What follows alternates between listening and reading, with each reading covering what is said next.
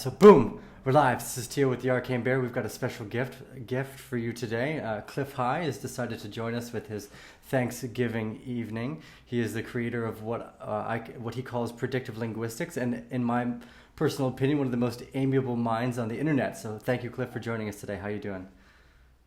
Doing pretty good. We're getting a little bit of connection problems showing up here, but we ought to be all right. Okay.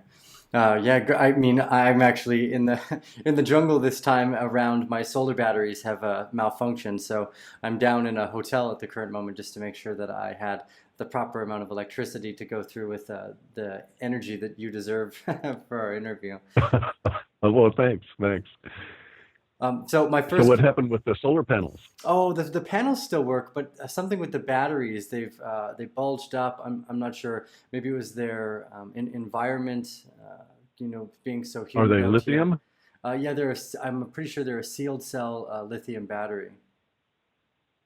and they're bulging? Yeah. Uh, Not a good thing, no. no, That usually is indicative of trying to charge or operate outside their temperature range and or impurities in the lithium. yeah, it could have been, it could be just a bad batch. I had too much trust built in me after building the house that I just went with the first solar provider that was there, and they definitely did not do the job that I was hoping to get done. Right. Now, Solar is tricky anyway. I've had solar panels here since 2003. The chemtrails have shut us down in these past 5 years. But even before that, the efficiency rating is nominal. They'll claim 8 or 9%, but actually on site, maybe you're lucky to get 1 or 2%. Any shading at all in any angle or across two banks of cells within a series wired panel causes the whole panel to drop off. So it gets really tricky to manage these things. yeah, it definitely was not something I had anticipated. I wish I had heard the glimmers of cold fusion before I bought into solar. Well, at this point, I'm relying on genset, a diesel generator, because I can burn any kind of oil that will basically burn, and it's a cheap solution. It's noisy, but for the 10 or 11 days we have to be off grid due to weather conditions, it works quite well. And the solution is very cheap because the oil burners are still relatively cheap.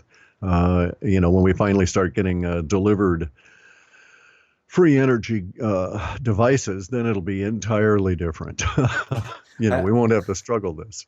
I look forward to those days.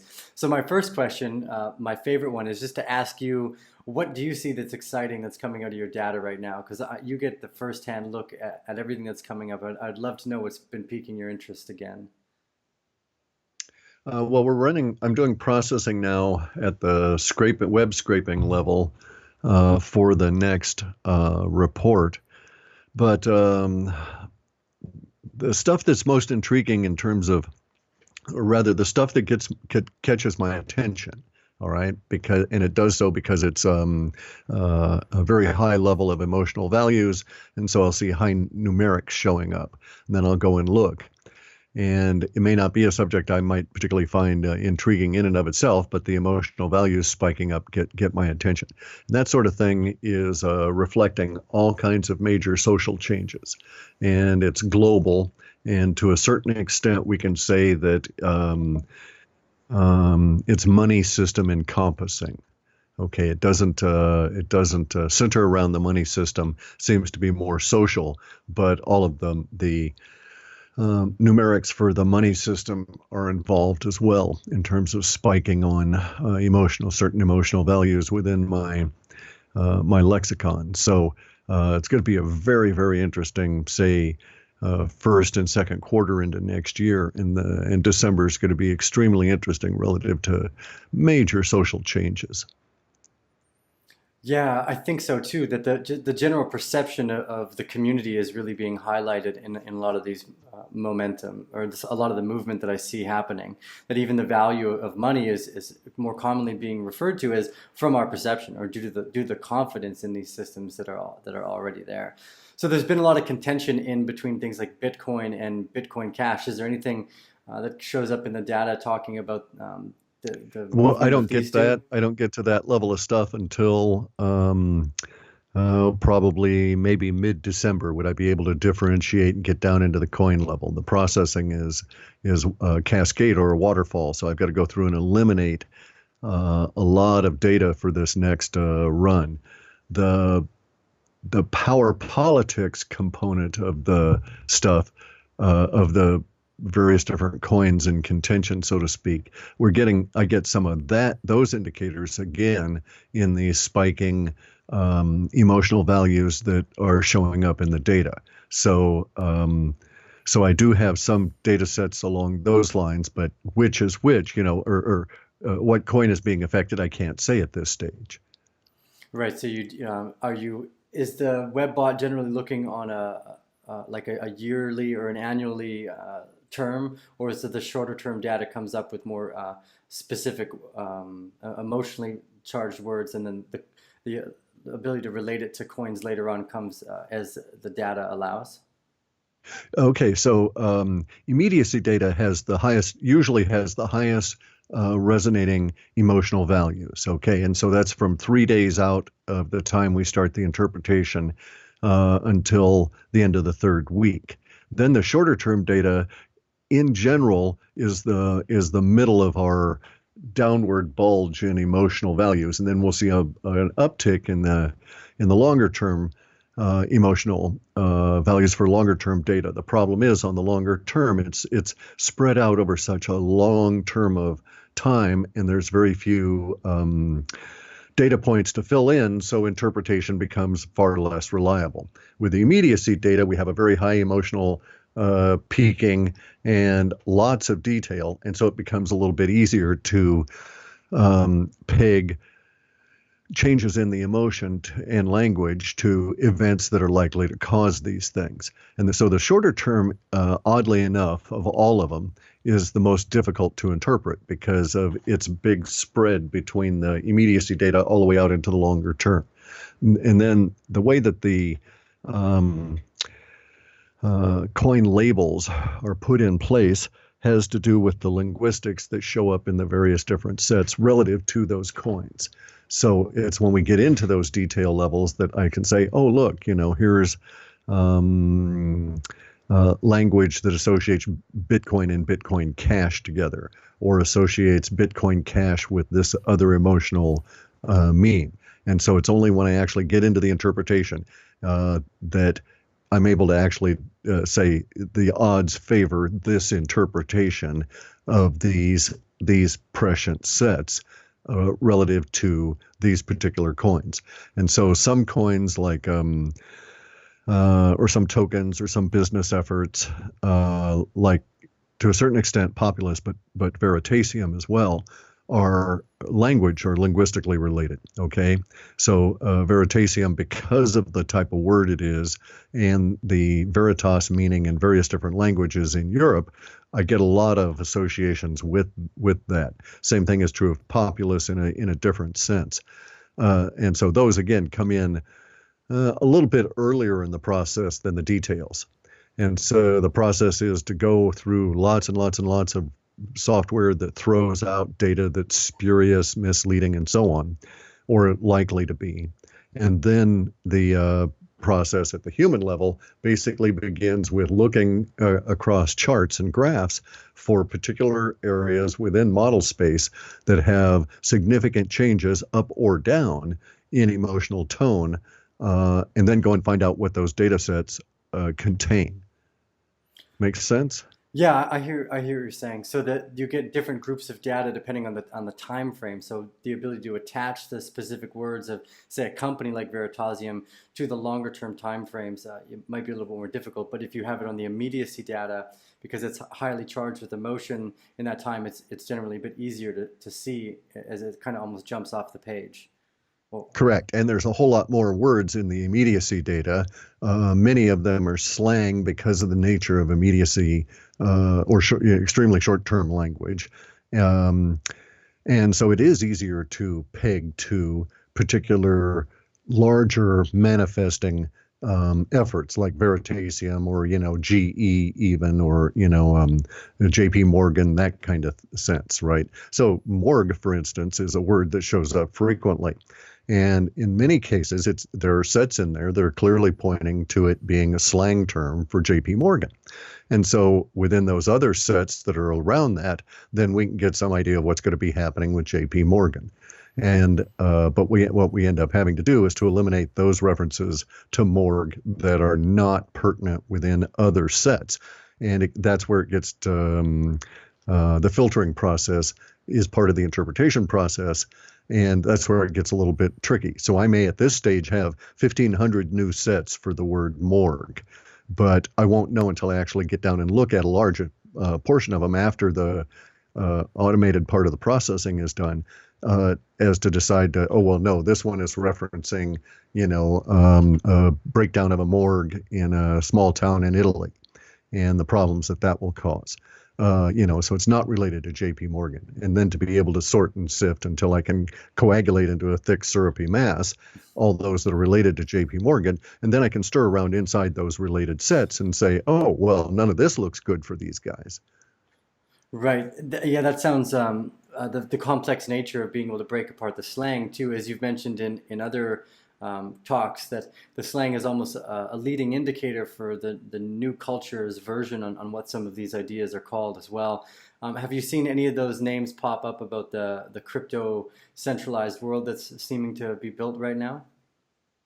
I have. There's a whole lot that is indicative of just that, especially in the immediacy data. And that's how I can say with some confidence that when we hit near the end of first quarter 2018, so sometime in March, we will have demonstrable evidence that such a major social shift into a crypto-centric world is indeed occurring, or starting to occur and I have to keep saying starting to occur, because that beginning might take us a year or two to get the early adopters well into the crypto world. And so it won't actually be a completed shift in my mind until we have the mainstream in, and the mainstream may take until 2024 for all I know. Right. And you had mentioned previously that we're maybe around the 1% mark of the entire humanity knowing what blockchain or Bitcoin even is, let alone owning it. So this weekend, as lots of families go to see each other for the first time, I'm sure there's people bringing stories up of this new crypto-centric world that's been being built. One of the things we like here is education. Do you see the education platform and changing as we move forward using things like blockchain as well?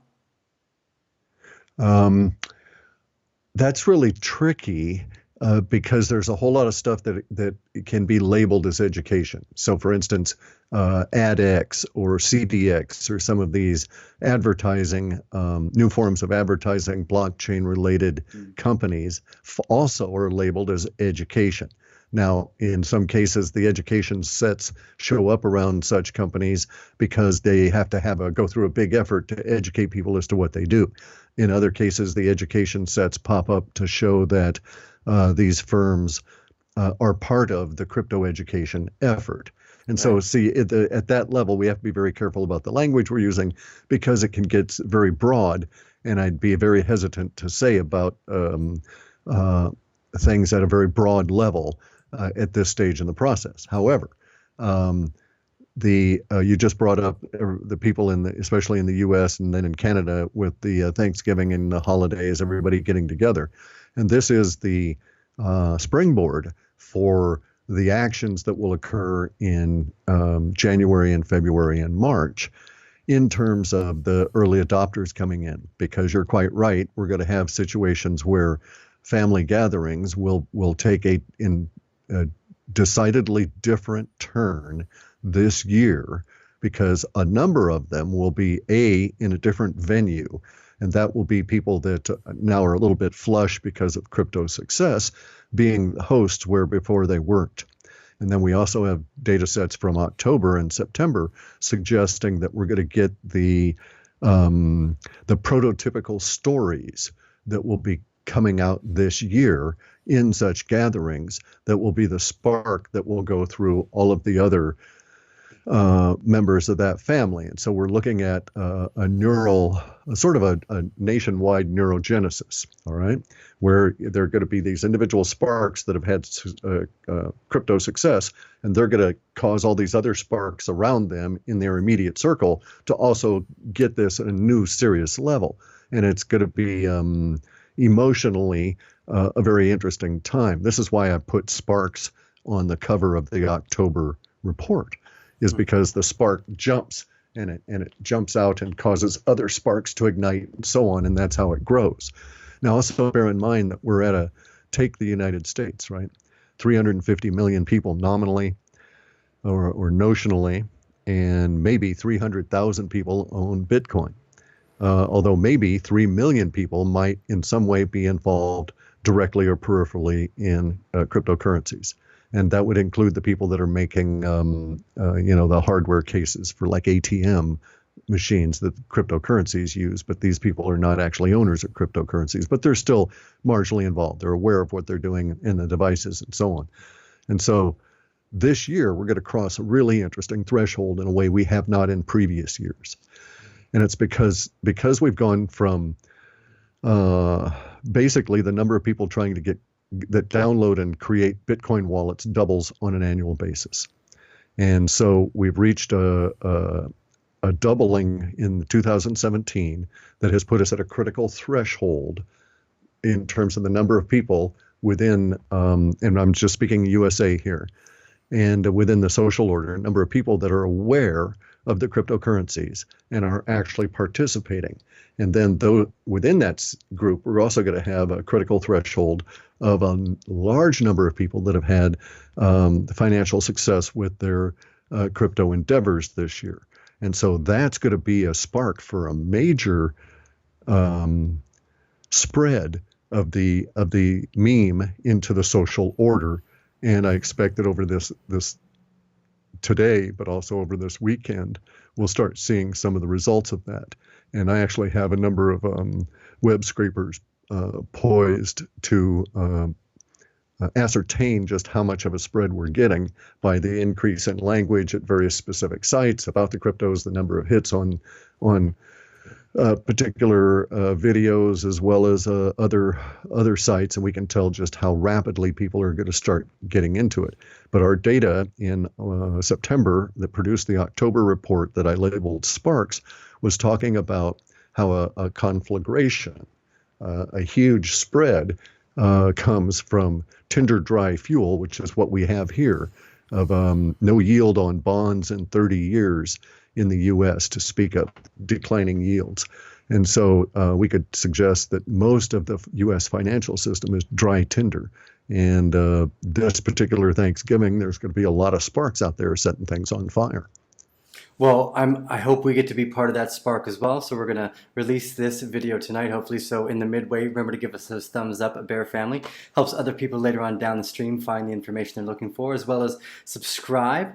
If you hit that little bell every time we do something like this, you get notified of the live videos. Also, a quick little plug for Clif High. Remember, go to halfpasthuman.com to check out all the reports he's talking about, like Sparks that came out in October. And I'm just a quick little blurb there. Obviously, happy Thanksgiving to everyone in the United States, and I believe Canada has already had their Thanksgiving. So belated Thanksgiving to those fine northern folk as well. So here's a fun little question.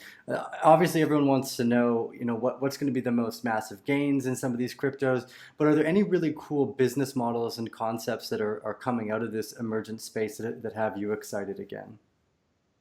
Yeah, there's a couple. The business models are a lot easier to track down with reliability and see with reliability in the data.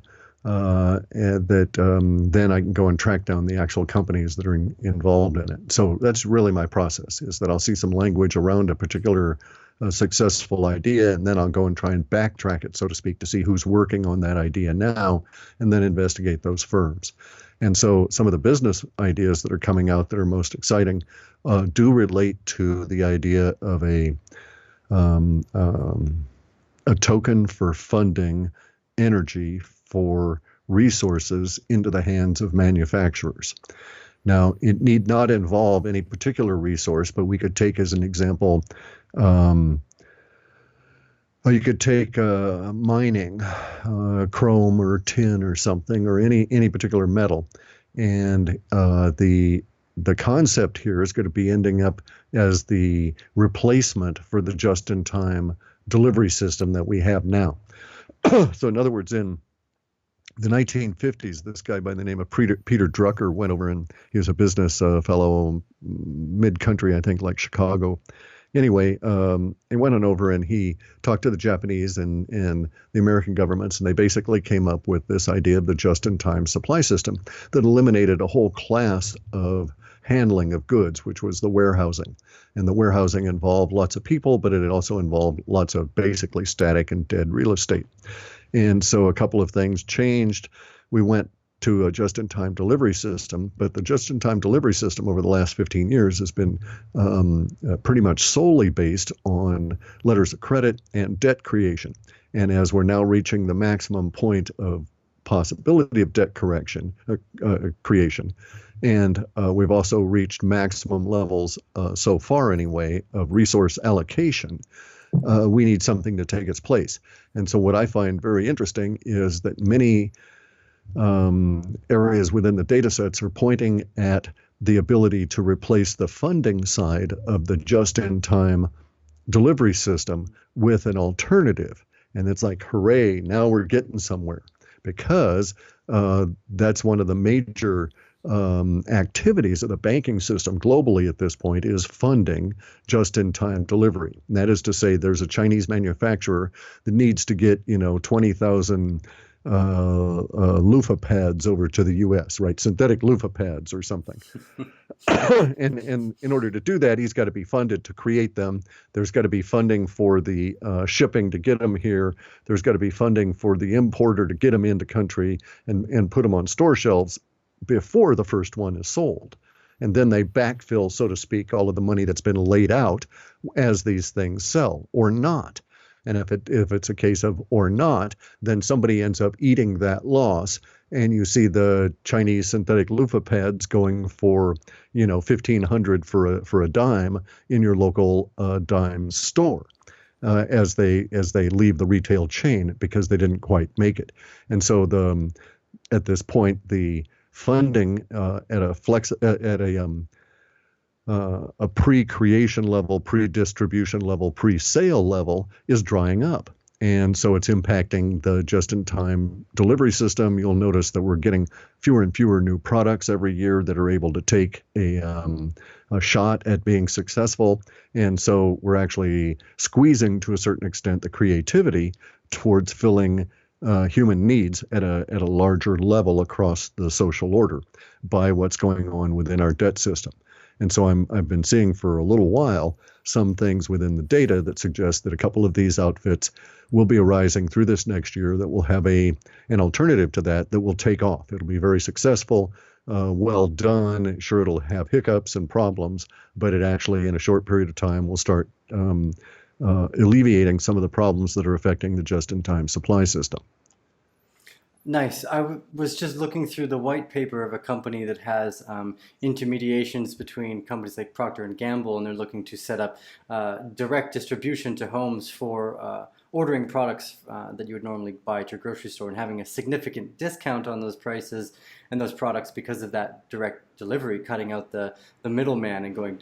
So that would be really interesting to see, because that kind of replaces the just-in-time system like you're talking about, and while also still having it in smaller areas, like potentially an Uber for delivery, this kind of thing. So one of the things that really has me excited about these emergent technologies is that it seems very likely that they'll disrupt government as well as governance. Do you see anything in your data about prop tech or governance tech, or what I'll call governed tech for now, about how we might move into a municipal governance style? That's geographic centric. Okay, that's the problem on any such questions.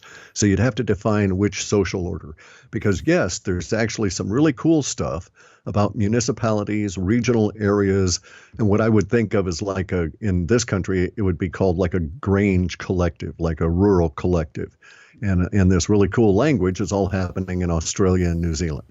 Um, uh, their social order is going to allow a level of success there that won't be able to be exhibited here in the U.S. And so there's a lot of language about that sort of thing. But again, it's focused on Australia and New Zealand. The governance issue, okay, they're not alone, and our government suffers from it as well here in the U.S., as does all of the Western republics, any that you care to name. But all of these governance bodies are afflicted with corruption at a very disturbing level. And that level has gone beyond merely being disturbing to me as an individual. It's become disturbing to our social order as a whole. Whenever this occurs, the social order rebels and things change as governance is redone.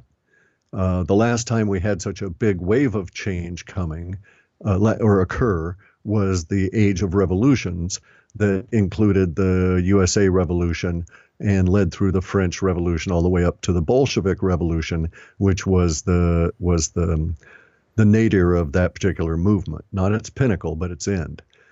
And so we're seeing we've got all kinds of the language to that effect for the Western republics. It appears as though because of the nature of the people involved, the social order itself, Australia and then later New Zealand have a higher success rate in getting through the corruption and getting down to a rebuilding phase in a much more rapid fashion than the rest of the areas. And this has to do, I'm certain, to some extent with the size of the population. It'll just be easier to do under the circumstances that Australia and New Zealand face than here in the North American continent and in Europe. And in Europe, I expect it'll take a lot longer than it will here in the US. So I don't have a lot of encouraging data for successful re-engineering of the governance structure within the USA for the immediate future. There are some indications of success in the long-term data, but even within the leading edge of that long-term data, there's still quite a bit of discord and rebuilding that has to be done before we can get to that level of success. So we have not even begun yet to get the corruption out of the way. And we've got to go through that phase of burning it out before we can start the rebuild. Yeah, that makes a lot of sense. I think in the meantime, I might have to go visit the kangaroos and check out New Zealand. Well, yeah, bear in mind they're heavily controlled, very much under the thumb of the globalist, elitist, pedophilic network. New Zealand more so than Australia, and this does not speak to that level of control that they're going to have to shake off as well. From my data sets, it looks like the giant tentacle octopus that has a big tentacle across that region gets killed in the brain, and then that region down there doesn't have too much trouble lifting the tentacle off. Well, that sounds like a nice advantage. So Yeah. one of the side questions, I've been reading some articles recently about almost the analog state of blockchain, that it's centralized in its form, and that there are likely these other emergent technologies such as the directed acyclic graph or what they're calling block trees. Do you have any information coming out of the data about these other emergent technologies which are on the forefront with things like Bitcoin and blockchain? It's chaotic, okay? Yes, there's stuff in the data. There's nothing pointing to a generalized success for blockchain replacements at this time, in spite of what may be more sophisticated or even more accurate technical approaches within other alternatives, and it's entirely and emotionally related to the investment that we have in the blockchain. And bear in mind that while for some of us we've been living with this for 4 or 5 years, the vast majority of the people on the planet haven't lived with the blockchain for even a few days. And so they're not going to come on in and look for or put emotional investment into alternatives to blockchain, at least in the main. And so I suspect that the alternative and these are all consensus algorithm competition, so to speak, right? Nothing changes at the computer level, very little changes at the mining levels, because you still need software to run the nodes and so on. So all of these other approaches, the hash graph and the other consensus algorithms, are claims to better speed, better performance, or larger storage, or whatever, all based on interesting different forms of the gossip protocol, or altering and getting rid of gossip entirely and going to another chained up form of consensus. And even if they are superior, it won't be until we're into the mainstream before we really start trying and seeing if they would be successful. And that's just because of the growth rates coming in. We'll be all too busy to expand that aspect of things. So the data sets are not particularly highlighting anything as a Bitcoin killer or replacement at this stage. Yeah, I believe that. For me, a lot of the value in the blockchain is the robust transactional history. I think in the last shows you were talking on Off Planet Radio about the complexity of matter through time and how it builds consistently on that complexity, and that the blockchain kind of reminds me of that. It's consistently building on the complexity of that transactional history, and it's one of the reasons I think it has so much value is because it's somewhat immutable in its relationship with time. Correct. So some of our favorite tokens like NEO, OMG, and Veritaseum, is there anything bubbling to the surface about those particular tokens? I can say that I've got stuff for both NEO and OMG. The values are going like from, say, I'm just taking a guesstimate here from having looked at it a couple of days ago and it's a work in progress. The processing is not done, but we were looking at emotional values in terms of OMG and say it was at a 6.0 level, and at the time at the ending of the October report, and now we're at like a 98 level.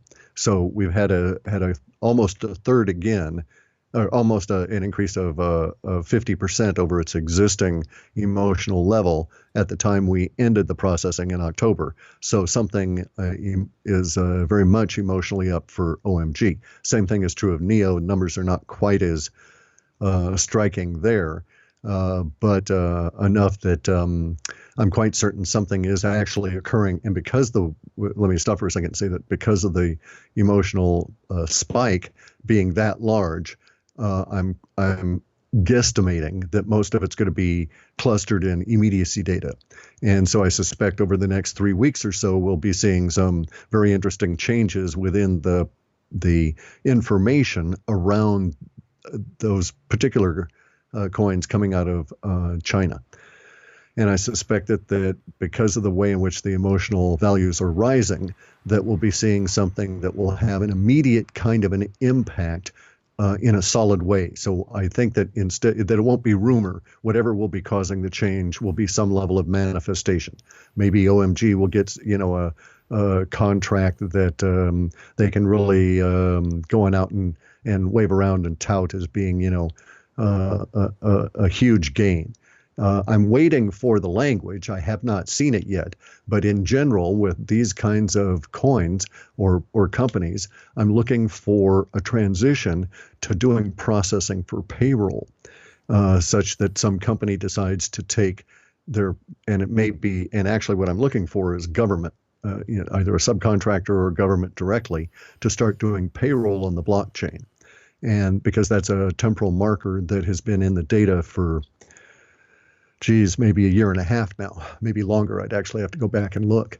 And when we get that point of transition, we're within 90 days of a very, very, very large uptick as a huge move of new population starts coming into the space, and it's not related to that coin. So in other words, if for instance we saw that OMG got a gateway contract with the Chinese government in some province to start doing payroll on the blockchain and handling it that way, that would fit the temporal marker. We would have the stuff being manifested. I'm assuming that all the other language that was associated with that temporal marker was coming out as well. Then we would see that the whole space would be reacting within 90 days or so, not merely that coin and not merely Asia. No, so we're looking for possible indicators between OMG or NEO actually being used as a payroll service, and then from there to potentially watch the whole new bull market in the digital asset space start to run again. I've noticed it already that the movement of Bitcoin towards the $9,000 mark, which we've hit significantly ahead of schedule, even from the charting and technical analysis I've done. I did not expect us to be this far, this quick. The last time you and I spoke in September, Bitcoin was at $3,600. So to see another 100% move in this space is amazing. Also, let's stop here, because it's not just NEO and OMG. It could be any of the gateway coins. Okay, so even 10x as a payment card, if it were used in a payroll situation like that, would fit the key levels of descriptors, and then I could go into the language to see if the temporal marker was fulfilled. But so you see my point. It's not just those two coins. I'm just looking for this in a general sense. I interviewed a company about 3 weeks ago called Etch, who was using payroll distribution using the blockchain and have their own card as well. And they were actually they're headed by they were in partnership with KPMG, and they're starting to work with construction companies only, and actually had successfully implemented it at the Oxford University as their test net. But they're incorporating the blockchain for the payroll as well, but significantly smaller, I think, than companies like OMG or NEO in their move. So on the roadmap for 2018, where do you think we go from here to say August and late fall next year?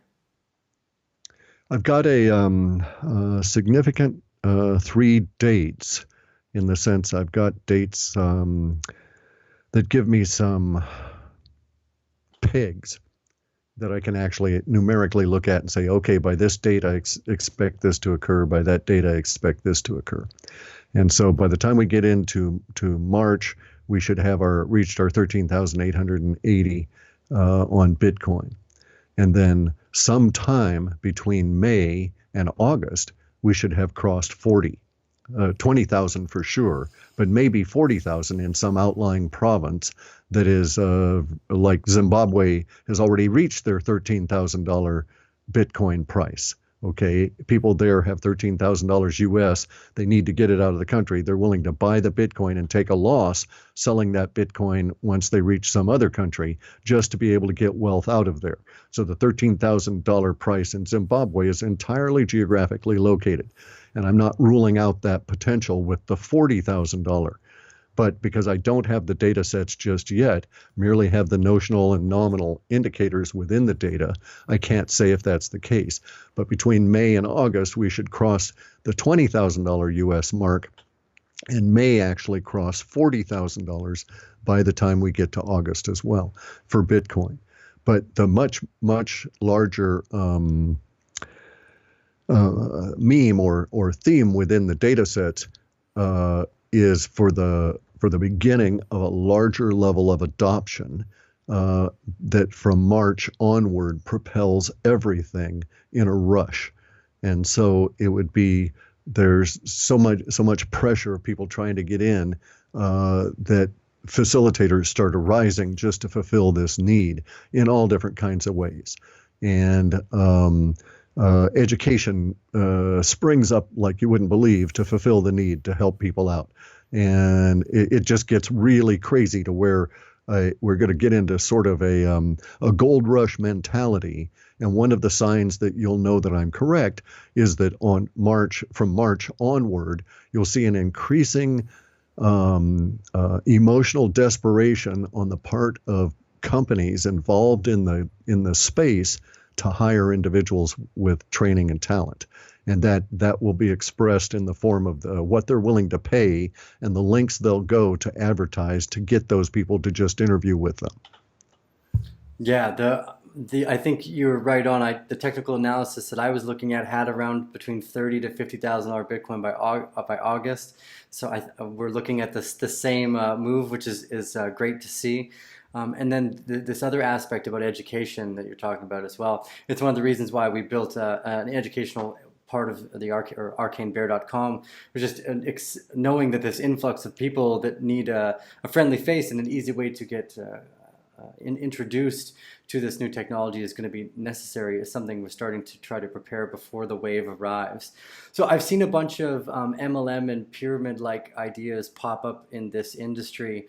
I was a little worried that some of these might blow up and have a Mt. Gox-like effect on the landscape in crypto as a whole. Do you see anything like that in the data? I see them blowing up and leaving huge craters and holes.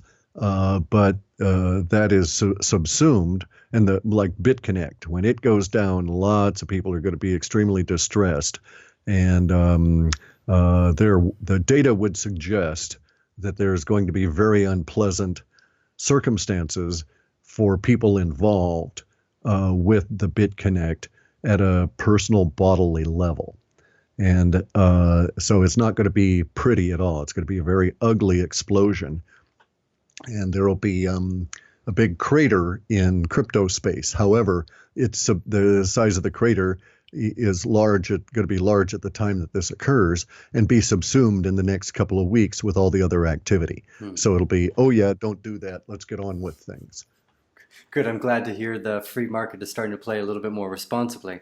So let's jump off and out of that particular center and go for a bit more of the woo-woo. I've recently ordered myself some C60. It didn't arrive the last time I was in Canada. But for those of the Bear family that don't know much about what this is, do you want to give us an introduction to what carbon 60 is and some of the experiments that you've seen around it? Okay, so carbon C60 is the carbon molecule expressed a particular way. Usually you see carbon and it's in the form of carbon 12, carbon 14, carbon 18, and so on. And we're all somewhat familiar, at least nominally, with the idea of carbon 14 dating and stuff. And so that has to do with the decay rate of carbon and how you can calculate it. And so you can tell how old something is if it was a carbon-based life form. Now, carbon is very interesting because you can take 60 of the carbon atoms and make a carbon molecule.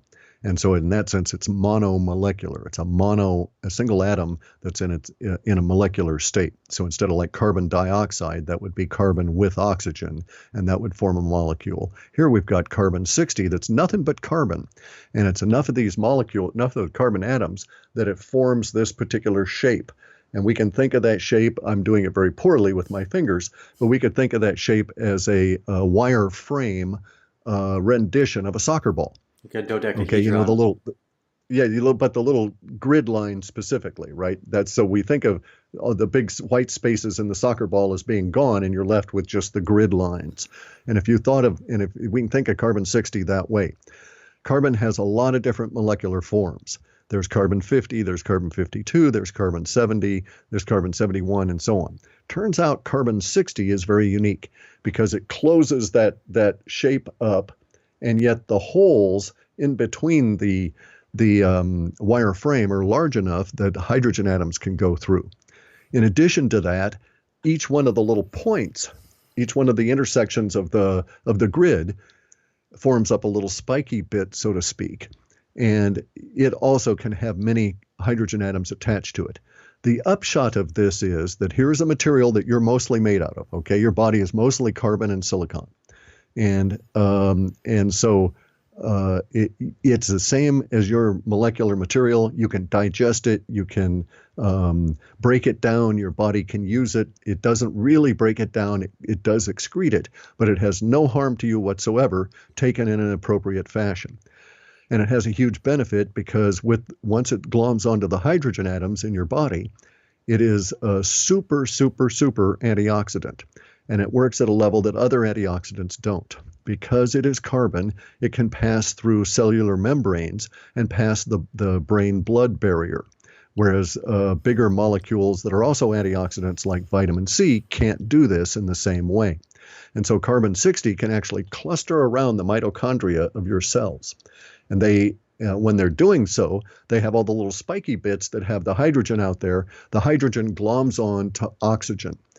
And thus, instantly, your oxidative stress damage to your body, the creation of what is known as free radicals, starts reducing. Okay, free radicals degrade our telomeres. Free radicals degrade our body and cause us to not replicate the cells as cleanly as before. It's like making copies on a scanner where the toner is running out and each copier becomes more and more blurred as you go along. C60 wraps around the core of the cell and picks up all of the oxygen damage, gloms onto it with the hydrogen until it's completely full of it, and then you excrete the C60 with all of those toxins. And so it's 172 times more potent than vitamin C as an antioxidant. And vitamin C is one of the most potent antioxidants we've ever found on this planet. And so this is like a super antioxidant. Plus, it has other interesting features if you combine it with other materials that will even boost that further to the point where sometimes you can say it's 500 times more effective than vitamin C. So the upshot is that the experiments, and they've now done experiments on groups of up to 180 rats. And now bear in mind, rats don't have telomeres. Telomeres are what tell our cell how many times it can replicate before it's got to stop. Every time you replicate, it shortens the telomere down a little tiny bit until finally it gets to the point where it's too short and that cell can't replicate anymore and it's got to be kicked out. Rats don't have telomeres. Rats could live forever, theoretically, except for the environmental damage that they encounter. We have a pull by date, which is basically how long our telomeres are. When the telomeres run down, you're done. Universe has had it with you. But with turns out C60 can keep rats alive a really, really long time because it removes the damage from the oxidative stress from all of their cells, from their brains, their livers, from their guts, everywhere. They're just made tremendously better by this. And so in that sense, it's very much the fountain of youth for rats. For us, it also offers a benefit. Not only do we get that benefit in our 6-foot rat of scrubbing out all of the toxins and sort of being a fountain of youth, but there's indications now that the C60 and what it does can actually cause telomeres to regain some of their abilities. We don't know for sure that it's lengthening, but it sure looks that way at this point with the early results. And of course, it would lengthen back to what it should have been in the beginning. There's no downside to the C60. It doesn't cause cancer. It can interfere with drugs you're taking. If you took a particular kind of a drug or chemical, an allopathic chemical, and you took C60 at the same time, the C60 may be neutralized, or it may neutralize that particular substance just because of its ability to pull stuff in that is related, that is attracted by the atomic charge on the C60 and then also subsequently on the hydrogen. So a very interesting product indeed. Now, the really cool part is on the studies, it has doubled and tripled lifespan of test rats. And so this is usually the rats die at 2 years, and they've had rats go now working into their 6th year on a study. And so it would be a tripling of the lifespan. And these rats are not just simply living longer and degrading, they're not degrading and living longer. And so the idea would be that as our experimental 6-foot rat might live 200 years and be as fit at age 190 into 200 as you were at age 80, as you were at age 40, should you not let yourself go to waste by, eating tons of chocolate or whatever, right? So it's really cool stuff. C60 is being touted by a lot of different people, but and some of them are not really understanding how it functions and things. However, the rising emotional buzz around this stuff means a lot more very serious scientists are getting involved in the creation of the stuff, the use of it, the testing. There's companies that are making money off of it that are starting to pay for more testing. They're starting to combine the C60 with other materials. to create even more effect out of the C60. So it's the beginning of an anti-aging industry breaking out at a grassroots level, as opposed to the quite actual royal aristocracy level where they drink blood and bathe in blood and try and do all of these very weird things to lengthen their lives. Here we're going to see a ground up replacement for that whole system, that whole ideas. And it'll be based around drinking these C60 molecules in some form. And these guys are also called Buckminster Fullerenes. It was named in honor of Buckminster Fuller. There's going to undoubtedly end up being some companies that don't do good jobs, so you'll be getting less effective kind of stuff. But basically what you need is a saturated oil that you can drink. So edible oil, olive oil, sunflower oil, even soy oil, as much as I would hate to consume that stuff, would be okay. You could use walnut oil or any of this, and you put in the C60 that's been purified, in particular in maximal solution. So the technology is really simple. If you have one of those little magnetic stirrers that you can buy it, on Amazon, or sometimes you'll see them on Craigslist even, and they just sit there and stir and stir and stir and stir based on a magnet spinning on a motor. And you put a flask in there of pure oil, load up the top of the thing with a pure C60, put a cover on it, keep it out of the light, keep it away from moisture, and it'll eventually become super saturated, and then you can give that material to your 6-foot rat and see how you do. Yeah, I've, for a little while I had to fight the idea off that the conclusion, what might have been the CIA was secretly trying to kill me with C60, but I did overcome that fear, and I'm going to expose my human rat body to the idea and see what happens, because it makes a lot of sense to me. I think there's a lot of beautiful remedies in medicine, and not to mention the profound experience that might happen in the mindset of humanity as they realize that potentially 30 to 60 years of life can be added on to this already beautiful place, often leading maybe potentially to a less anxious environment because people realize they have more time to accomplish the things that they desire in this lifespan. So would be a great achievement, I think. And maybe we can take time to think about things longer too. Yeah. But also to your point about C60 and the CIA and stuff, C60 at the moment is quantified and qualified, but we've been after it for millennia. C60 is at the core of all the alchemical experiments for the rock of transformation, the philosopher's stone, whatever you want to call it, right? They were always trying to duplicate something that occurred way in the past, and that way in the past thing had been the accidental concentration of some C60 that made some people live an incredibly long period. Now if you strike a match, that the head of that match has C60 in it. True, it's infinitesimal. It's like 0.002% of that match head would be C60. So not harvestable or anything, but it naturally occurs when you've got a fire of any kind in burning carbon. So you burn a stick of wood, you're going to create C60 in the process. So we've had this stuff on the planet.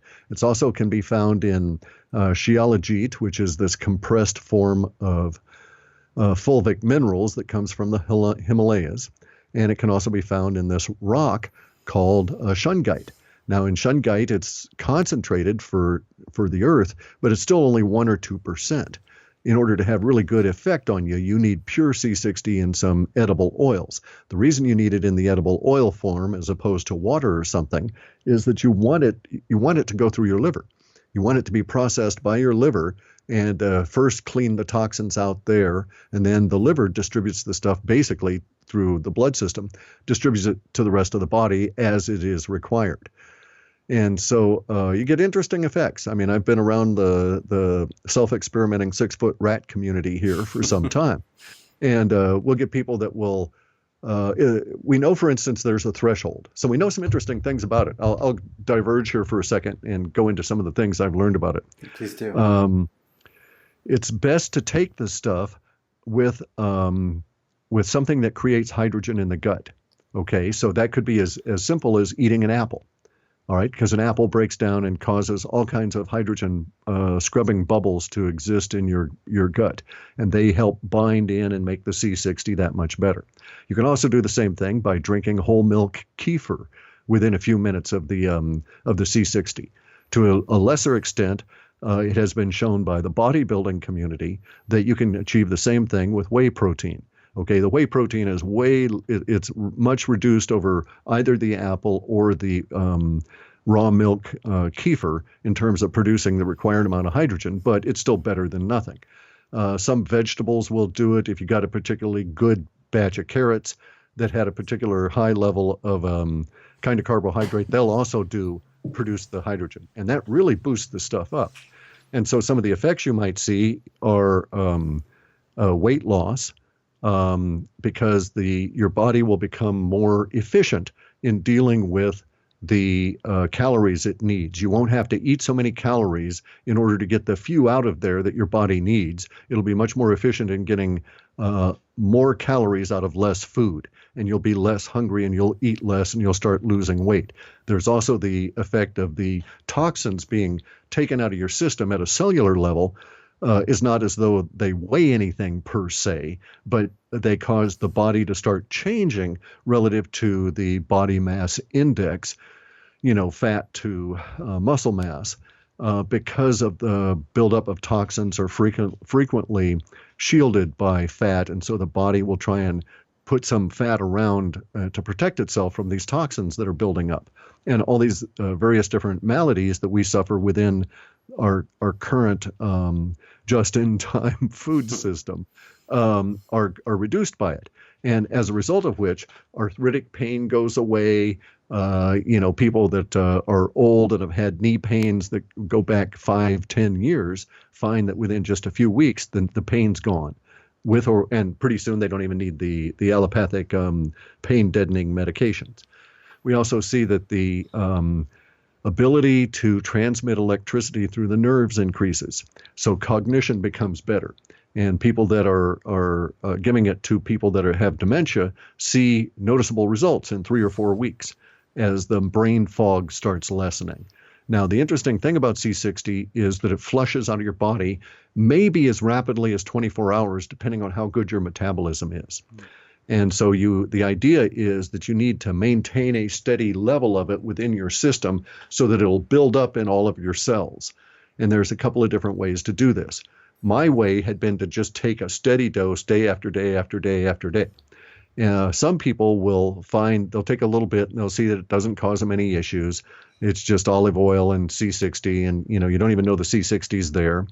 And so the olive oil doesn't cause them any problems. And so some people will chug a whole bottle of this stuff in a relatively short period of time to try and get that saturation effect. And that's what you're after, right? But then once you've achieved it, even if you chug a whole bottle, your body will use it up real quickly and get rid of a lot of toxins, and you'll excrete it. So you'll need to maintain a dose behind that.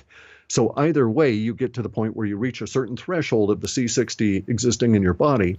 And then from that point on, all you have to do is to maintain that through a small daily dose that might be as little as a tablespoon or a teaspoon, depending on your body mass and so on.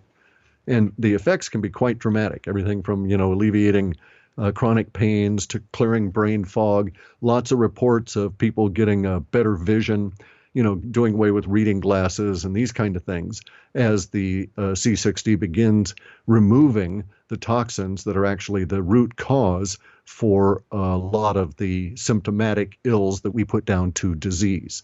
And this apparently also comes into play with such diseases as multiple sclerosis, okay? Which is a form of scarring, basically, that does away with the nerve sheath that is actually the conductor of the electricity within our brains and our bodies. And so there have been some rather dramatic results reported with people that had MS that were taking C60. So truly remarkable stuff. Of course, none of it is sanctified by any organization anywhere. And so consequently, it's probably illegal to even discuss it this way. But, if a human were to take it, then some of these benefits could be anticipated, even though no government saying it's allowed or should be taken. And in fact, you should go into it knowing that C60, which is the residue you could get out of a campfire or off of a match, is also an industrial chemical that they use for lubrication. And so you're consuming an industrial chemical, or you're giving it to your 6-foot rat to see how long you can make that rat last. Yeah, no, this message is not approved by the FDA. There you go. There you go. Exactly so. This is not meant for human consumption. Right. Only 6-foot rats. Yeah, exactly. If Right. you're willing to experiment. No, I think it's bewildering to think about it. I'm really excited to try the experiment out on myself. Obviously, the best way to do it is to build your own experience and your own understanding of life. It helps with critical thinking. And I'm really interested to see the benefits on someone who's fairly healthy. I'm quite a young man.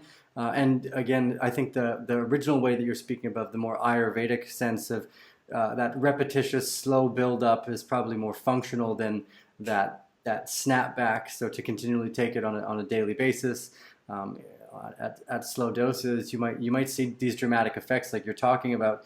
And again, just to reiterate that because it is an industrial solvent, this is why they were trying to kill the rats with it in the first place, was that it's part of requirements. It was a lethal dose study. Yeah. LD50 study on the rats to see how much of this industrial solvent the rats would have to take. No, it's an industrial lubricant, not a solvent. Lubricant, sorry. Which I guess would make sense, having that nice round edge of the multi-pointed circle. And the fact that it doesn't crush. Oh, you can't crush it because it's molecular. So the wire frame component in an industrial use with lots of the others, they're all rolling together around, and it forms just an amazing lubricant. And it's because the individual atoms don't really crush down because of the shape of the soccer ball wire frame being, reinforcing. So it's just really cool, even at that level. Yes, the world has always managed to blow my mind. I've listened to a bunch of your talks, and the one that you have referenced a few times is the speech about the biological underpinnings of religiosity with Robert Sapolsky, and that's one of my favorite lectures. There's another one he does about toxoplasmosis, where he's indicating that maybe 50 to 60% of the population in the United States may actually be infected with a parasite that drastically diminishes their fear in other things that you might harm them along their way in life. And those types of questions, the postulation of how we got to such abstract and almost irate places in community is a great thought pattern. So thank you for sharing Robert Sapolsky with me. And while we're in the woo-woo area, I've always wanted a flying triangle ever since you've mentioned them. The technology that is supposed to be coming out of these darker tunnelways and caverns as we move into, I guess, the unveiling of potentially the humans' history as we know, or the rewriting of humans' history as we know it. Is there any data coming out from Antarctica that is still that's obviously supportive of these new technologies? Oh yeah, there's quite a bit. The data sets are painting kind of a funny picture, okay? Because we enter into a period of social chaos within the North America, primarily the U.S., and because that social chaos is also concurrent with the move over into cryptos, there's this sort of dichotomy of views that is being expressed. Huge raises in emotional tensions, both release language and building tension language. On the side of the social problems or chaos or change, or, as we get rid of corruption and get into cleaning house. And at the same time, we have the crypto world that's off trying to build solutions while all of this is going on. So it's kind of like while we're fighting the revolution, we're building the buildings that we know are going to have to be around to replace the ones that are going to be destroyed in the process.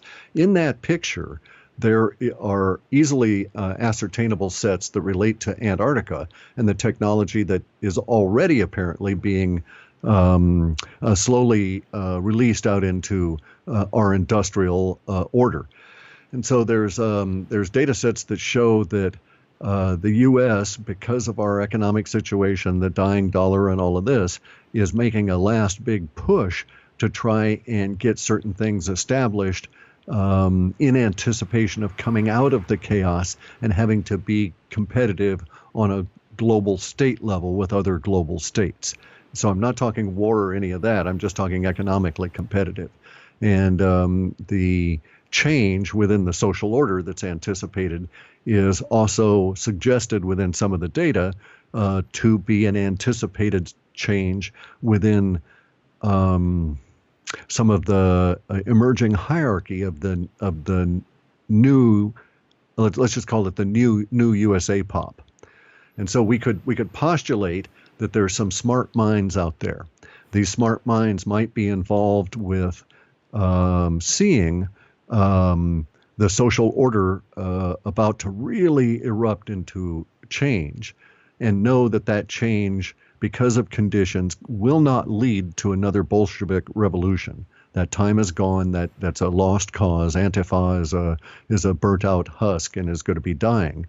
But there's still going to be a lot of social upheaval around some of the corruption clearing that's going to be coming out, and a lot of cognitive dissonance.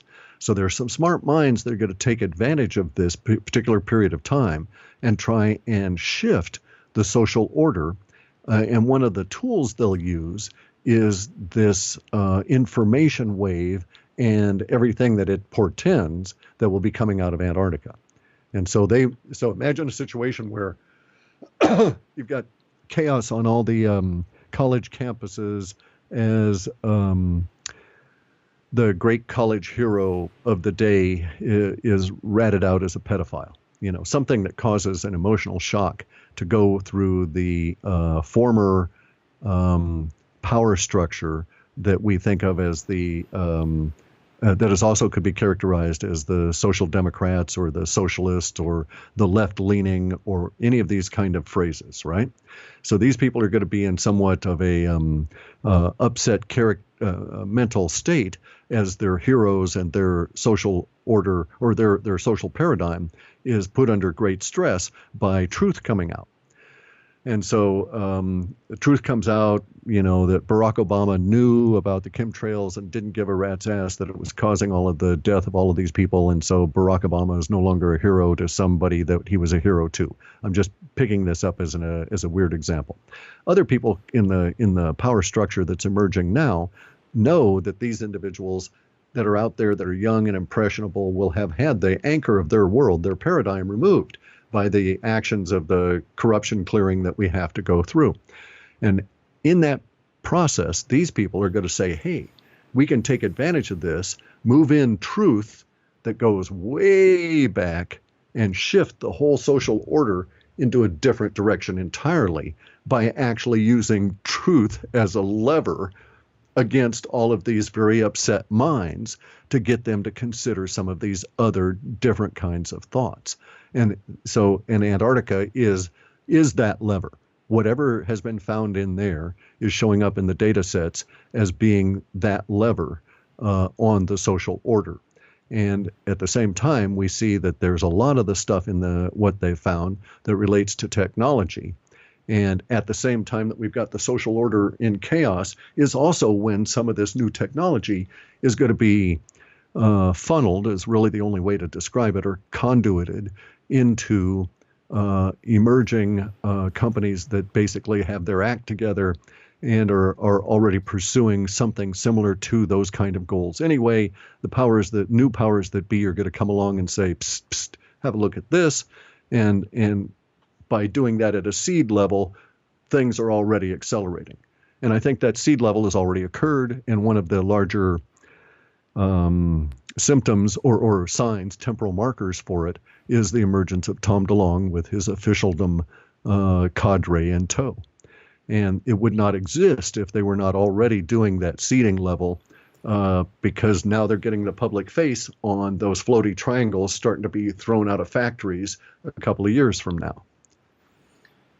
Wow. Again, I mean, what's crazy for me is that the ham radio was something I grew up with, and I thought the ham radio was super cool, being able to talk to another country.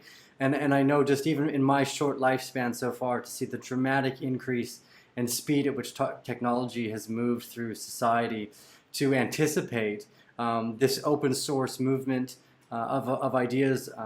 I interviewed a company yesterday where when they went to patent and copyright court, the reason they went is to make sure that it stays open source, so that anyone that tries to use these types of ideas is forced to open source their code. And I think that new ethos in business is going to be extremely supportive of these new technologies, and that if there is that conversation in the background trying to have the new powers that be bring this new technology to light, it would be what a great time to be some of the flag bearers of truth, to see these new technologies unfold and emerge.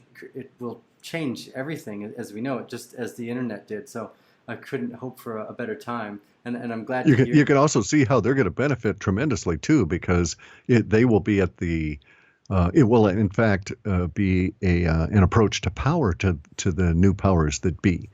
Because the automobile industry begat the oil industry, or vice versa, whichever way you want to look at it. And if those are removed, that leaves a giant power vacuum. And so, the new floaty anti-gravity device companies will be stepping in there. And so we see that as a political force, it becomes a major lever, a wedge, a method of shaping the social order and doing away with those people that are supporting the existent corrupt power structure. And so it's kind of like we know the existing power structure is evil and has been corrupted to its core, and it's hinged on banking and oil and warfare. And if banking and oil and warfare are totally transformed by decentralized blockchain and introduction of new technologies that supplant the oil industry, then the powers that be, that used to get all their power based on the money that those industries generated, are going to be the powers that were. That's a nice sentiment to go with. So that was the last question I had. I want to keep it short and brief, even though I'd love to keep you on for as long as possible. I listened to almost as many of your conversations with people as I can, from your talks to the construction of the universe, through what I consider one of not just the hilarity but the brilliance of the little bloop as well. That the conversation that you bring to the table every time is so stimulating, and also to reiterate that the data through the RebBot is around 50% accurate, and a lot of people are like, oh, Clif High got this wrong, or he got this wrong. It's like, well, just remember, in a world of almost infinite possibilities in front of us, to get this type of accuracy is unparalleled. It's almost should be not attainable for having, and really close with some of your calls too, with the way the linguistics are matched to what I hear in the mainstream news and the mainstream dialogue. So it's been a pleasure as always. Thank you for taking your time on your Thanksgiving evening to share with us. I'll make sure I get this out this evening as well, in hopes to create more of that network effect in the education and the information that we're doing right now. Right. It's like to the barricades. Yeah. Or to the bear cave for me personally. I'll there go you back go. as soon as Yes. there's electricity. Yes. At the end, remember, you can check out Clif's reports at halfpasthuman.com. They are $99. You can pay with PayPal or Bitcoin. I love the reading. Again, remember that none of this in any way, shape, or form is investment advice. It's strictly for informational and educational purposes only. So one last time, remember to give us those thumbs up. It helps other people later on down the stream find the information they're looking for, as well as subscribe, and then go over to Clif's YouTube channel. You can find him on Twitter as well. He always is sharing either wonderful photos of the Puget Northwest Sound beaches, or brilliant hits from the WebBot and other interviews that he conducts with these new emergent technologies. So thank you for everything you do in the space, Clif. It's greatly appreciated. Sure. I have to do something. Right. And you guys deserve it. So I'll see you later.